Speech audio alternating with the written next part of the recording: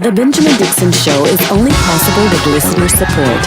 Go to www.patreon.com/The BPD Show.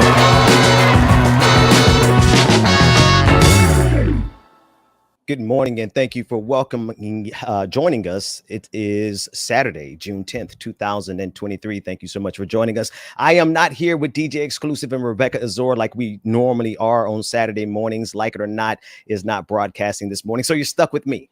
Just regular old me, no DJ X3C or Rebecca Azor. But shout out to them this morning. Rebecca, hope you feel better. And of course, DJ Exclusive. Special thanks to him for partying with us leading the party until what was it, 1 o'clock, 2 o'clock in the morning? I can't really remember because I fell asleep somewhere. I'm an old man, but thank you to all of the patrons who came out and celebrated my birthday party last night. We had a great time. A lot of faces we haven't seen in a while. So shout out to all of you. Patreon.com/The BPD Show. And always, please support my sister from another Mr. Rebecca Azor and DJ Exclusive with their new podcast. Like It or Not is a podcast now. So wherever you download my podcast, be sure to download their podcast, Like It or Not, patreon.com/Like It or Not.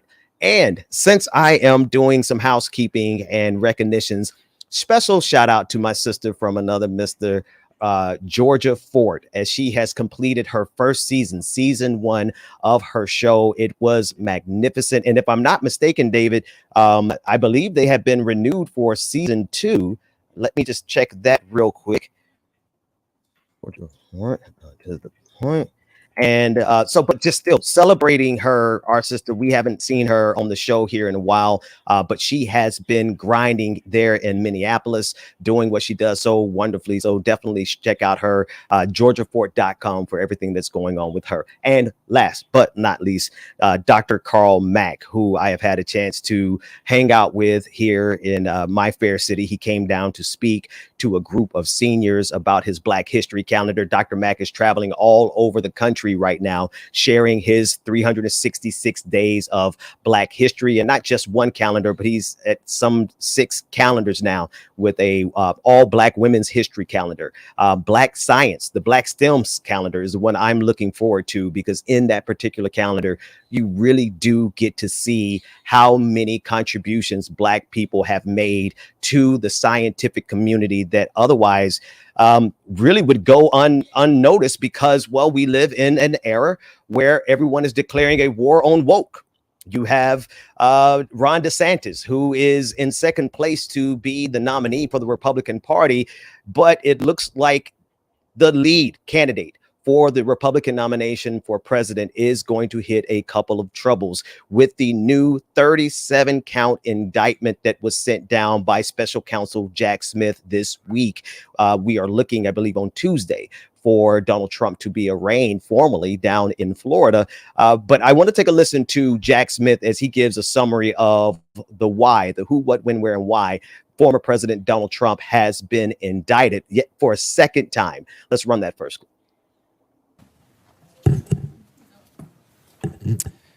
Good afternoon. Today, an indictment was unsealed, charging Donald J. Trump with felony violations of our national security laws, as well as participating in a conspiracy to obstruct justice. This indictment was voted by a grand jury of citizens in the Southern District of Florida, and I invite everyone to read it in full to understand the scope and the gravity of the crimes charged. The men and women of the United States intelligence community and our armed forces dedicate their lives to protecting our nation and its people. Our laws that protect national defense information are critical to the safety and security of the United States, and they must be enforced. Violations of those laws put our country at risk. Adherence to the rule of law is a bedrock principle of the Department of Justice, and our nation's commitment to the rule of law sets an example for the world. We have one set of laws in this country, and they apply to everyone. Applying those laws, collecting facts, that's what determines the outcome of an investigation. Nothing more and nothing less. The prosecutors in my office are among the most talented and experienced in the Department of Justice. They have investigated this case hewing to the highest ethical standards, and they will continue to do so as this case proceeds. It's very important for me to note that the defendants in this case must be presumed innocent until proven guilty beyond a reasonable doubt in a court of law. To that end, my office will seek a speedy trial in this matter, consistent with the public interest and the rights of the accused. We very much look forward to presenting our case to a jury of citizens in the Southern District of Florida. In conclusion, I would like to thank the dedicated public servants of the Federal Bureau of Investigation, with whom my office is conducting this investigation and who work tirelessly every day upholding the rule of law in our country. I'm deeply proud to stand shoulder to shoulder with them. Thank you very much. Again, that was federal special counsel Jack Smith as he laid out the 49-page document with 37 federal charges against Donald Trump. 31 of the charges relate to violations under the Espionage Act, which criminalizes unauthorized possession of national defense information. Each charge under the act carries a 10-year maximum sentence. 6 other charges pertain to Trump's alleged scheme to hide the documents as federal authorities launch an investigation. 2 more accuse the ex-president of making false statements to investigators. And in addition to Donald Trump, another person has been indicted. Trump's aide, Walt Natu, was also charged with 6 felonies related to the hiding documents and making false statements. Again, that was special counsel Jack Smith. I want to play a clip that outlines some of the evidence, because what is fascinating about Donald Trump is his inability to indict himself with his own words. And so the fact of the matter is that there have been many occasions where Donald Trump has taken to national media and convicted himself with his own words, even with Sean Hannity, who tried his best to help the president out of backing himself into a corner, but it didn't matter. Donald Trump has on many occasions, when he gets behind a camera, he does not have the ability to stay on script, and he eventually indicts himself. Let's take a look at some of the evidence. Going to enforce all laws concerning the protection of classified information. We can't have someone in the Oval Office who doesn't understand the meaning of the word confidential or classified. One of the first things we must do is to enforce all classification rules. We also need the best protection of classified information. And that was a mashup provided by The Beat with Ari Melber on MSNBC. But this is Donald Trump indicting himself. And the irony of this is that prior to Donald Trump attempting in 2018 to harshen the sentence and the penalty for mishandling classified information, this would have been a misdemeanor. But Donald Trump, in his attempt to get Hillary Clinton, because of the obsession that they had with her emails, with the obsession that they had with locking Hillary Clinton up, Donald Trump signed his own penalty, his own enhancement of the penalty that he potentially faces because of his obsession with Hillary Clinton. So the complete full circleness of this indictment is almost laughable. It is the height of irony to see that the former president of the United States, has backed himself into a corner, not only with his language when he made appearances, but also with the law that he signed in an attempt to get Hillary Clinton. That law is potentially coming back to bite him in the behind. Now, Jack Smith said that they're looking to have a speedy trial. And we'll get into the politics of this momentarily, but in a lot of ways, this does help the Republican Party. And if this trial goes and Donald Trump gets off, this is absolutely going to be a help to his campaign for president. Now, that said, however this plays out, Donald Trump is not above the law. And this is really what so many conservatives around the country are asking this country to do. They're asking this country to completely ignore the fact that Donald Trump was laughably careless and intentionally deceptive with national security documents. Now, whether this reaches to a level for conservatives where they're willing to turn on Donald Trump, very few have been willing to. Attorney General or former Attorney General William Barr came out on CBS, I believe, and spoke out against the president and spoke in favor of Jack Smith's investigation, saying that the investigation gave due deference to the president of the United States. So there are very few Republicans, but very highly named Republicans, William Barr, who came out against the president. But for the most part, Republicans have coalesced around the former president, and this seems to be helping his case to become the next nominee for the Republican Party. And so we'll be interested in seeing exactly how the timeline for this trial plays out, because it clearly is going to have a significant impact on the primary season that we are getting ready to go into. We have that clip of former Attorney General William Barr, as he outlined his support for the investigation and the fact that this is pretty damning for the former president.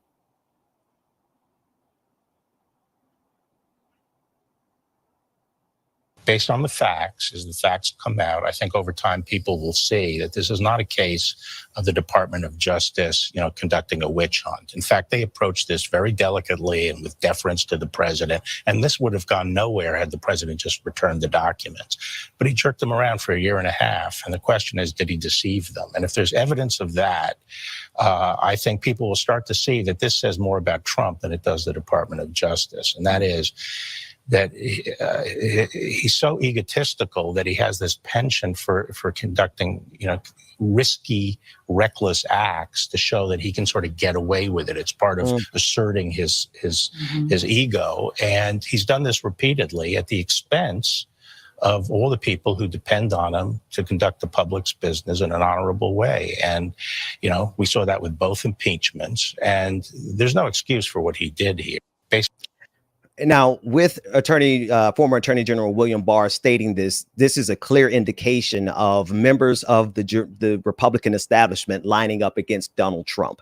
This is the one opportunity that the establishment of the Republican Party has to finally sever ties. And David, if you would put Attorney General William Barr back on the screen, but this is their only time. This is their only opportunity that the former establishment of the Republican Party that existed prior to Donald Trump, this is their last opportunity to finally rid themselves of the scourge that is Donald Trump. And so you see that there are very few voices, not many, but the ones that are speaking out, they are speaking very clearly to sever those ties. We saw Chris Christie come out last week announcing that he was going to run for president, and his choice for a strategy was to very directly attack the president, the former president. This lets me know again that the Republican establishment is coalesced around Ron DeSantis. The tricky part at this point is that Ron DeSantis has to find a way to make it appear that he is going to support Donald Trump through this, while simultaneously benefiting from the possibility that the president could be found guilty in this case. He has already been indicted, but it's very likely and very possible that Donald Trump, considering the cavalierness of Donald Trump's actions, the absurdity of it. Some commentators are laughing about just the sheer gall, the audacity of some of the efforts that Donald Trump went through to conceal this and try to get away with it. It spilled over to Fox News. Now, this particular commentator comes a little bit from the left, if considering it is Fox News. But listen to the seriousness, listen to the breakdown of exactly what Donald Trump was doing, and consider the absurdity of the former president. The documents that were panning across the screen, that there were documents found in the bathroom, in the shower, in the ballroom, in his bedroom, in his office. That there were documents pertaining to our nuclear programs, pertaining to our weaknesses and our allies' weaknesses. What makes us vulnerable, clearly a national security risk. What has been proven time and time again when it comes to this particular case is that Donald Trump and all of his supporters have been lying to us about what happened. So first he went with everything was declassified because he's magic and he could look at things and they become declassified. Now he's on tape admitting the fact that he's showing people, Mark Meadows' team, when he's trying to do the book, a document that was still classified, and that he knows that he doesn't have the power to declassify it anymore because he's no longer president. He said they were properly secured. I don't think a toilet is a skiff. Maybe I'm wrong. Better than a Corvette. Yeah. Or Here you go. Misdirection. Misdirection. That's Just not take. misdirection. Yes, it is. That's the whole because point. no, it's not. Because in the B block, we'll talk about Ukraine, and then I can hear about Viktor Shokin all over again. He also said that he complied with everything. We know he flouted subpoenas, and now we know that he asked his lawyers to get rid of things.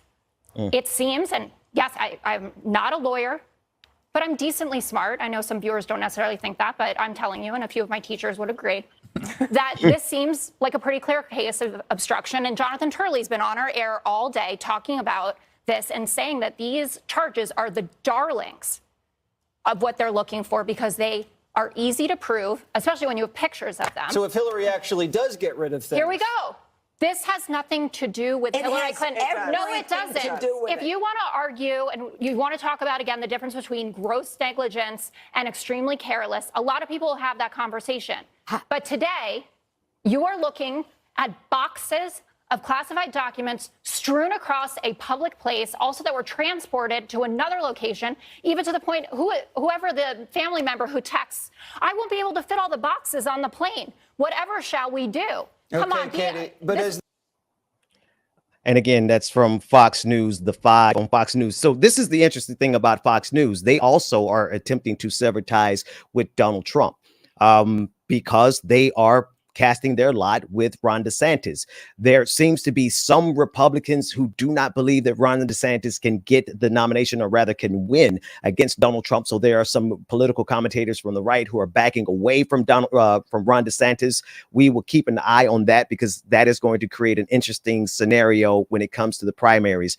And we'll talk about the campaign for 2024 in a moment. We'll be speaking momentarily about Cornell West, who has declared his candidacy with the People's Party. We'll discuss that and all of the political intricacies that really are going to be important as we lead up to 2024, because the divide in the Republican Party is a critical one at this point, because we need those fascists to weaken each other.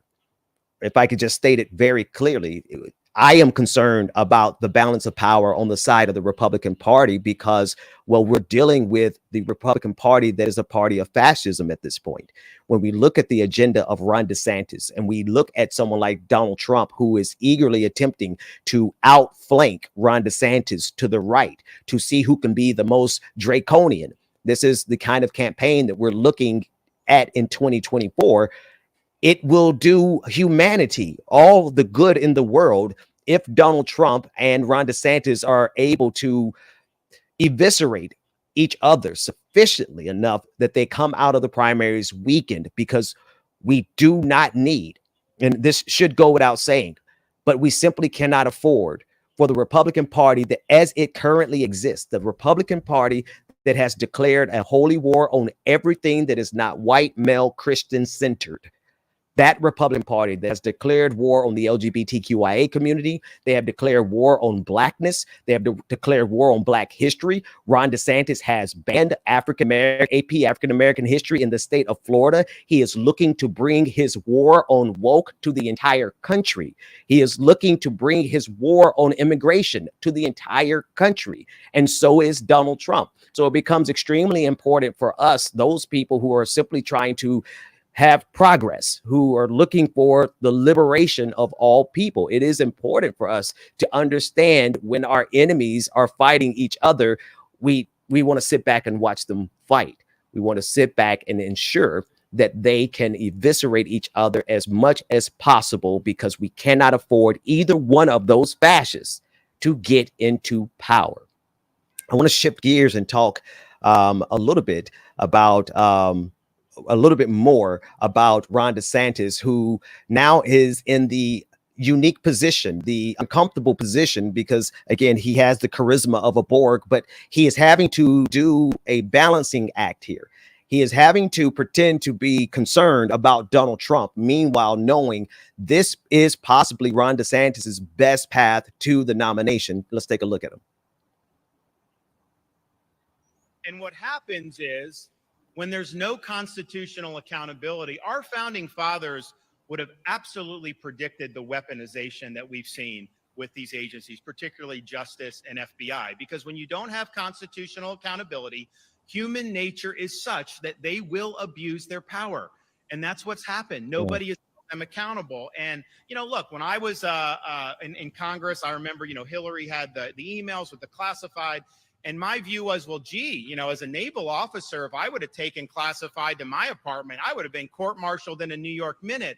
And yet they seem to not care about that. And is there a different standard for a Democrat Secretary of State versus a former Republican president? I think there needs to be one standard of justice in this country. Let's enforce it on everybody and make sure we all know the rules. You can't have a faction of society weaponizing the power of the state against factions that it doesn't like. Right there, David, is good. I want to jump in, and if you could put him on B-roll, that'd be good. Ron DeSantis, I will give him this much. He is not a master orator, but he is a master propagandist. His way with words in that particular sentence, where he set it up to say, you know, what about Hillary Clinton's emails, to enter that into the discourse, of course, to distract and deflect. However, he never really fully said that he believed in it, that there was a double standard. He said that there's possibly a double standard, and I think that there should be the same standard. It's actually a really well-written speech from a propaganda perspective. And this is what Ron DeSantis does really well that Donald Trump doesn't do well. Ron DeSantis has the ability to stay on script and to deliver a strategic hit for his campaign. And for his agenda, not just his campaign. We've seen in the state of Florida just how effective Ron DeSantis can be. And it was interesting that he alluded back to his time as a naval officer, a JAG officer, when we do know now that there are credible allegations against Ron DeSantis for his time serving as the supervisor of torture at Guantanamo Bay as a JAG officer. So it's just a little ironic that he would bring that up when that is, in terms of his history, one of the most damning portions of his resume that he's trying to keep as quiet as possible. But he brought it up. And so I think it's something that we should constantly remind the people that we're dealing with a presidential candidate who has not only declared war on blackness, he has declared war on science. He has declared war on public education. He's declared war on the LGBTQIA community, but he also has a past of being the bad cop as he oversaw torture, waterboarding at Guantanamo Bay. That's who we have running for president. And so it is important, I think, to see how the trial that Jack Smith is getting ready to commence is going to impact the Republican nominations for president, because while both of these candidates should stay as far away from the White House as possible, I would argue, and I would stand by the fact that I believe that Ron DeSantis is far more trouble for democracy itself, for freedom. Ron DeSantis is the truest threat to this democracy. Donald Trump is not a far second. In fact, he might be tied for the kind of threat that Donald Trump. But Donald Trump's threat is unique because it's coupled with his stupidity. You know, Donald Trump needed the insurrection of January 6th to avoid exactly what he's facing right now. The only path that Donald Trump has to not having accountability is the off chance that he can completely get away with this, that he could be found not guilty. Also, there's a possibility that the president, Joe Biden, could pardon Donald Trump just for the sake of the empire. We'll talk about some of those implications. But the truth of the matter is that Donald Trump's real strategy to get away with not only these documents, but everything else that he did while he was in the White House is the fact that he is willing to overthrow this democracy. I mean, January 6th was an indicator of how far this man is willing to go in order to maintain power. But the reason he has to maintain power is because he is so cavalier with his arrogance that he believed he could get away with anything. He believed that before he became president. And so when Donald Trump became president, it boosted his ego to the point of, well, his own destruction. I'm reminded of the scripture, pride goeth before destruction. and a haughty spirit before the fall. This is most certainly the case with Donald Trump. Because of his arrogance and his ego, he put himself in a position where the only way that he could possibly avoid criminal charges was to try to overthrow the government. And I believe that they are still trying to do that to this day. Ron DeSantis is not too far away from it, but Ron DeSantis is smart enough to use the mechanisms of these institutions. Ron DeSantis doesn't have to have January 6th because Ron DeSantis can execute it quietly through the system. All right, let's shift gears with the time that I have left. I want to go over to Cornell West, who appeared on Democracy Now!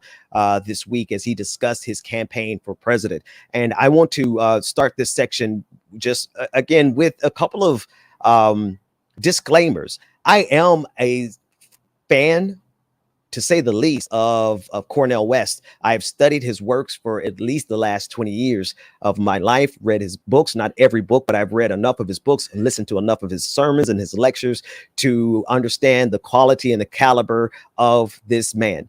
And so in terms of substance, you're not going to find me disagreeing with Cornell West on a lot. There are some places that we disagree, namely, and potentially Ukraine. I'm waiting to hear him flesh out all of his positions on Ukraine. But I say this at the beginning because it's difficult for me to disagree publicly with someone I admire so much.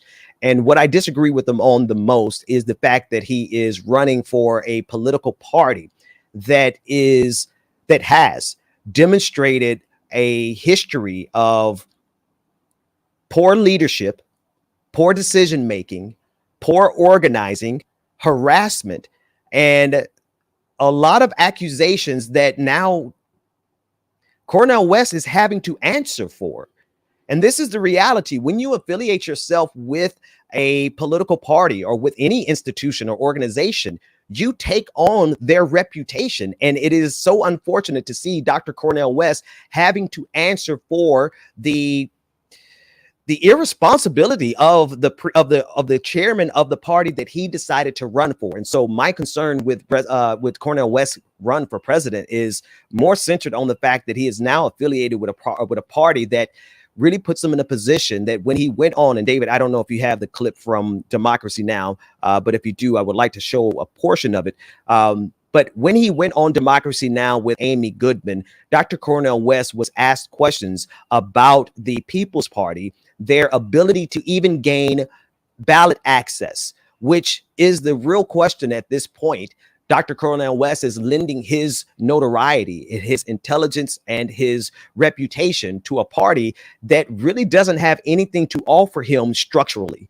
And is also a party that is affiliated with some of the worst people in the political conversation today. Let's take a look at Dr. Cornel West having to answer for Nick Brana and the People's Party as he announced that he was running for president this week.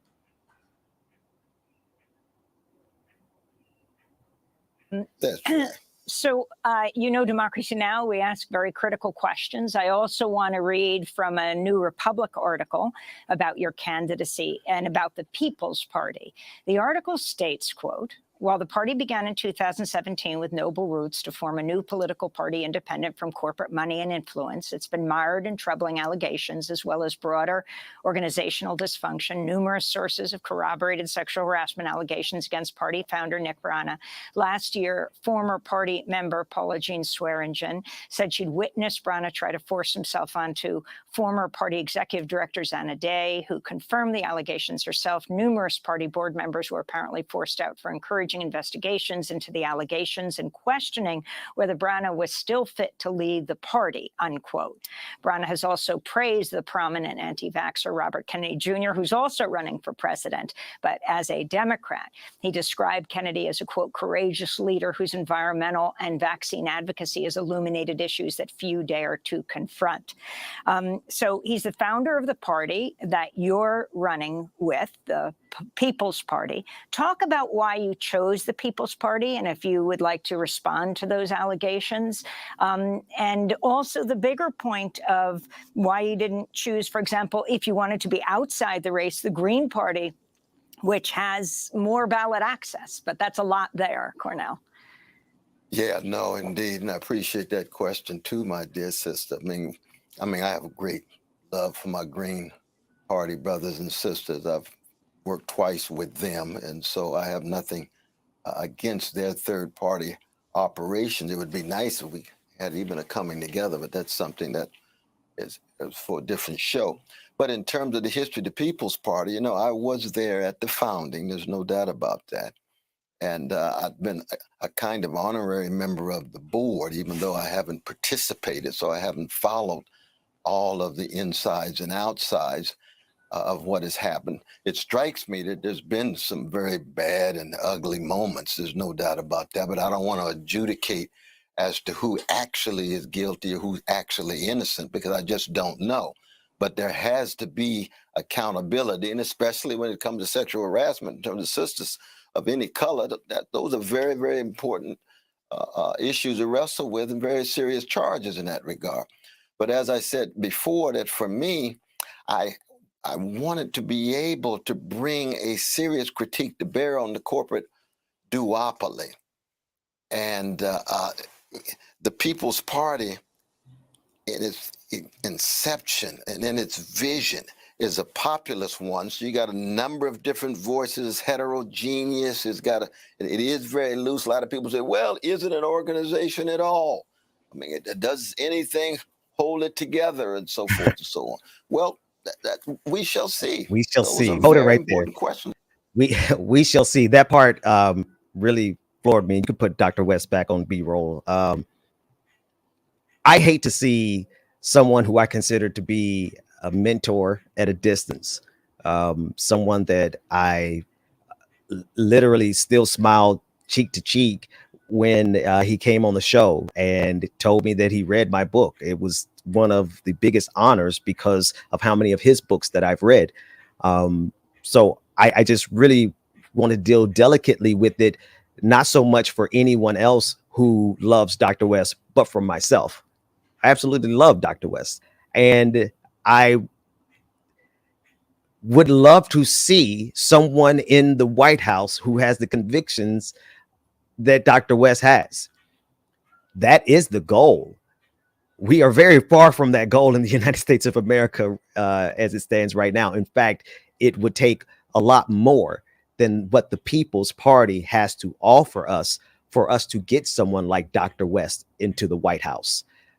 It would take a lot more than what Nick Brana is prepared to manage.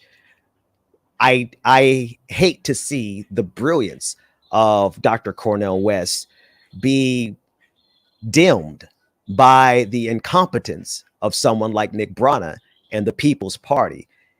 The name sounds convincing, a party for the people, but underneath it, it is the same white male mediocrity that we see infecting this country everywhere we turn. It is the same grifting of communities of color, our talent, our resources, and our data. It is the same grifting that takes place at every single level. And I, for one, am just saddened by the fact that Dr. West now has to answer for the shortcomings, the incompetence, and the mediocrity of a political party that's younger than my son. Okay? That doesn't have chapters or branches anywhere in the country. A political party that is affiliated with Jimmy Dore, who is a right-wing conservative comedian who they wanted to run. Before the People's Party ran Dr. West, they were running a right-wing comedian who is a pro-Putin propagandist who has made it very clear his disdain for women of color, for Black women, his attacks on Nina Turner, Jimmy Dore's attacks on Nina Turner, Jimmy Dore's attacks on Alexandria Ocasio-Cortez, his attacks on progressivism, generally speaking. This is who the People's Party was going to run for president. But when they realized nobody really gives a damn about Jimmy Dore for president, when they saw how many people were laughing at them, they regrouped and used their relationships. I will tell you this. I will give Nick Brana and the People's Party this. Congratulations on catching and grabbing one of the most prolific thinkers of our generation and convincing him to run on your pitiful party. This is the get of the century for you. This is the peak. But now you have to demonstrate, Nick, the ability to organize at a level that matches his greatness. And you can't do that when you're mired with controversy and accusations of incompetence and everything that we saw Dr. West just have to answer for. Now, that's my personal plea on behalf of a person that I respect and admire. Let's get into the politics of it. Let's get into the electoral politics of it. Even if the People's Party is able to muster up 2-3%, that's all they will be able to get on a good day. Electorally speaking, we do understand that third parties in the United States of America stand a slim chance, a snowball's chance in hell of actually winning a plurality, let alone a majority, right? And so we understand that these third party runs that we see come around just every 4 years. I like the Green Party. I like Cornell West. I like I like the idea of us being able to break away from this duopoly. But the end result, and anyone who dismisses this fact, anyone who says we don't care about it, we don't want to think about it, we don't want to discuss it, but the end result of a successful third-party campaign is ultimately an assist for Ron DeSantis or Donald Trump. It simply is. If you want to talk about it academically, you can look up Diverger's law. You can look up how our representative system lends itself instantly towards a two-party system. And we see in history, not only theoretically, but we see campaigns that come from the third party perspective oftentimes do just well enough to assist the fascists. That means something. That matters. It may not matter to everyone. Some people may completely dismiss it and say, oh, we don't want to vote for the lesser of two evils. I understand that. I completely understand that. But the fact of the matter is that in this race to try to ward off fascism, where we are already behind the eight ball, let's just be real about something. We're not trying to prevent fascism from taking root. We're trying to get it out of this system. The fascism that we're facing, what you see happening around the country, what you see happening to the LGBTQIA community, what you see happening to Black people all around this country. Let's get specific. When you see the conservative movement, white evangelicals, political philosophers from the right change the definition of a good Samaritan in order to justify the murder of a Black man by a former Marine. When you see the banning of books around this country, when you see the militarized presence of these militias, these right-wing militias, the Proud Boys, the Boogaloo Boys, the Three Percenters, the Oath Keepers, when you see them galvanizing all around the country, you can't help but to be concerned about what happens if their president gets into power. We already are living in a period of grievance complex where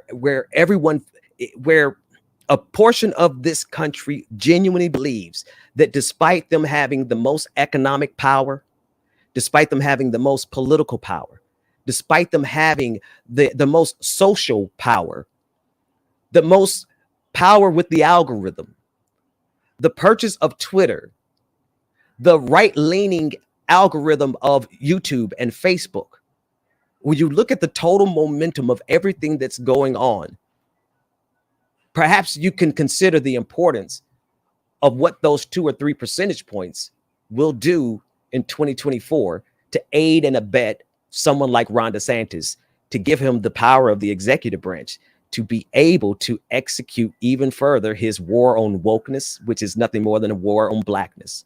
His war on the LGBTQIA community, which is nothing more than projection for a conservative movement that is riddled. And maybe that's where I'll end today as we get ready to get out of here. The projection that comes from the conservative movement today, particularly this month, Pride Month. So we have it's over here.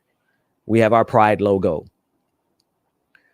The violence that we see coming from people who claim to be using this level of violence to protect the children. This week in Glendale, California, we saw so-called parents, and I say so-called parents because as these people showed up to the school board meeting to attack pro-LGBTQ supporters, people who were trying to simply get a recognition of Pride Month, they were met with violence from people who claim to be there to protect children, but they don't even have children in the district. Right. We saw in Glendale, California this week as conservatives were celebrating the violence. And I don't know if we can get it on the screen, but the violence that we saw where right wingers who oppose the LGBTQI community showed up and physically assaulted women. Right. In order to express their hatred for the LGBTQIA community.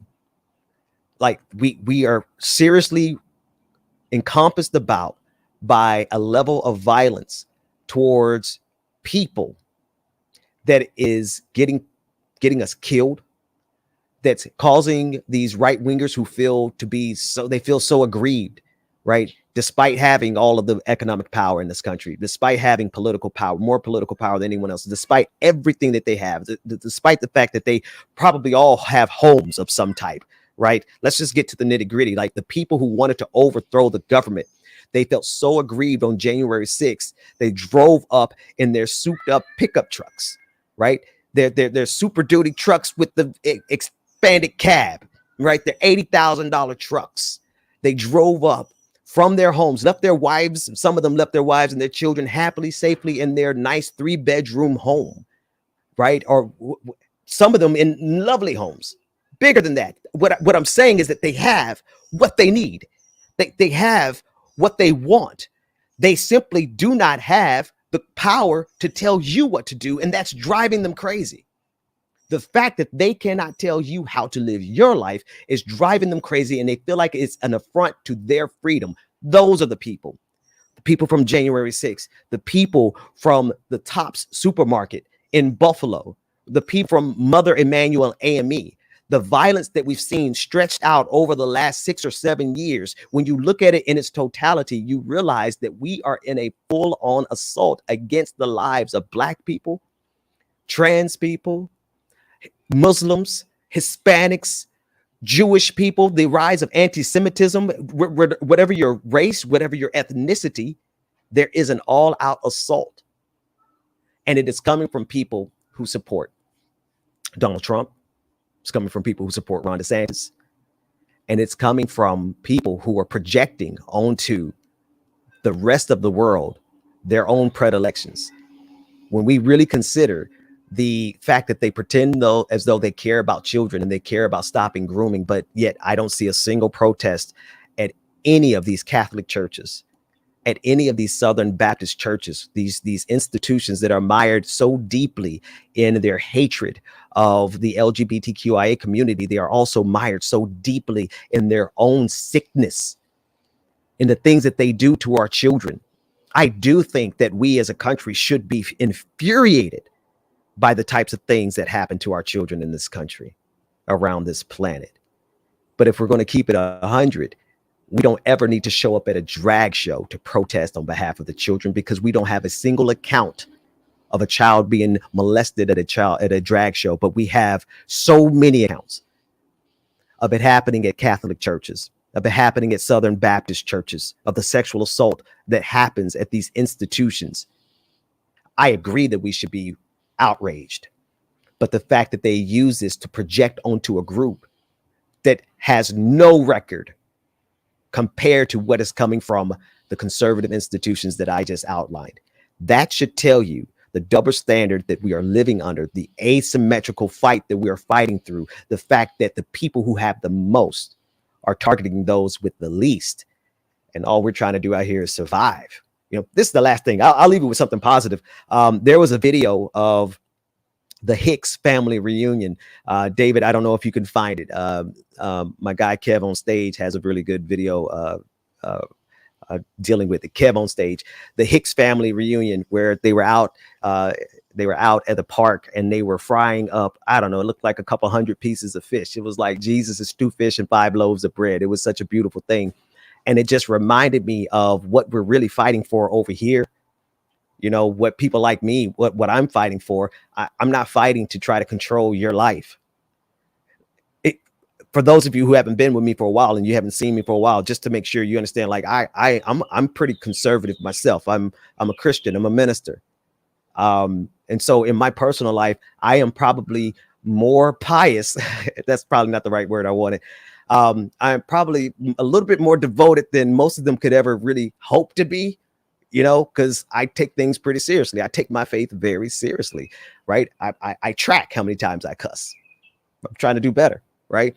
I track how many times I snap on these fools. I'm doing so much better this year, y'all. Thank you for working with me through my rage against this machine. But the truth is, what we're fighting for over here, even though I'm conservative, even though I'm Christian, I am who I am. I'm not trying to control your life. Do what you want to do. Believe what you want to believe, because I want to do what I need to do and believe what I need to believe. And so the only way for us to have the kind of freedoms that we want, for me to have the kind of freedoms that I want, I need to extend it to you. We're dealing with a cabal. We're dealing with a faction of people who see it completely differently. They believe, according to their faith, that they have to force you to live the way that they believe you should live. Keep in mind, they're not living that life themselves either. They are trying to force you to live some type of moral life based on a code that they don't even abide by.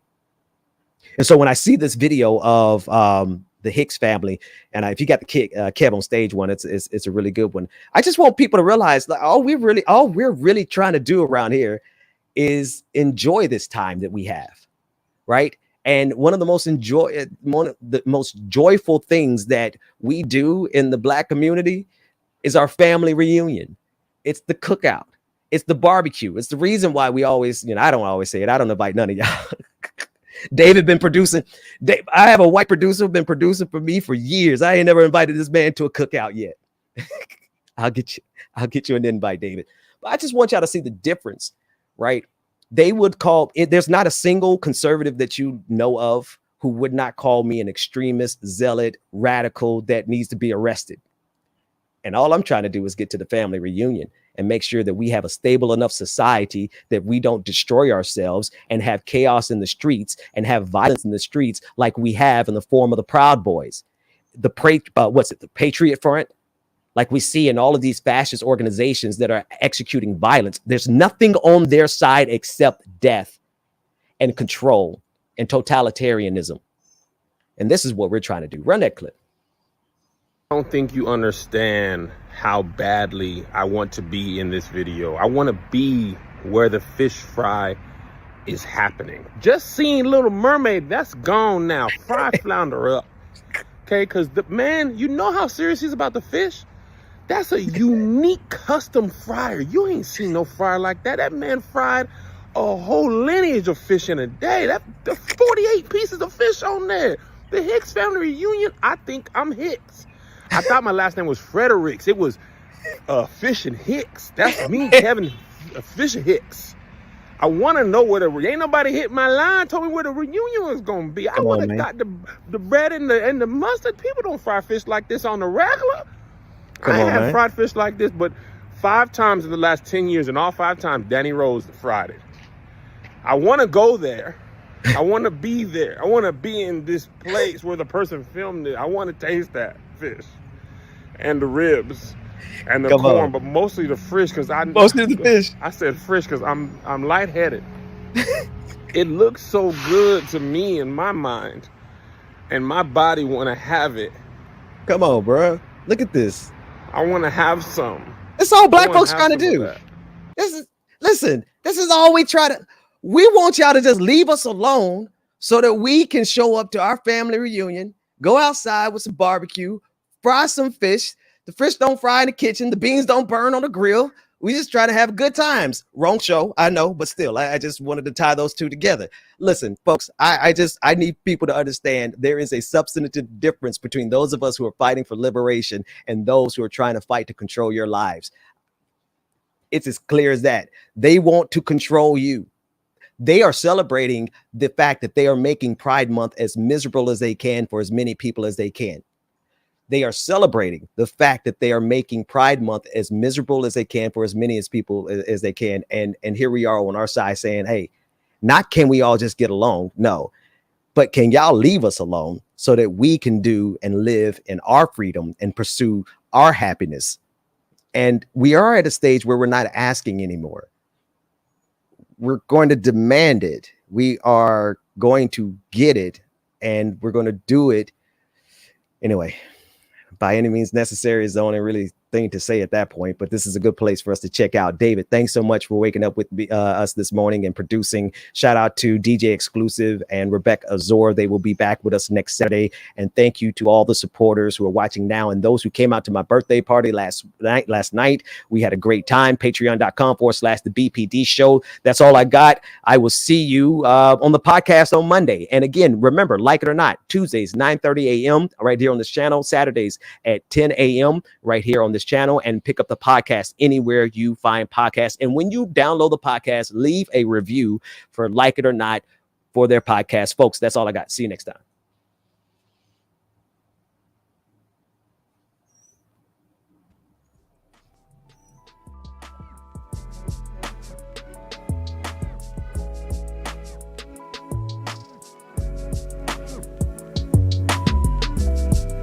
The Benjamin Dixon Show is only possible with listener support.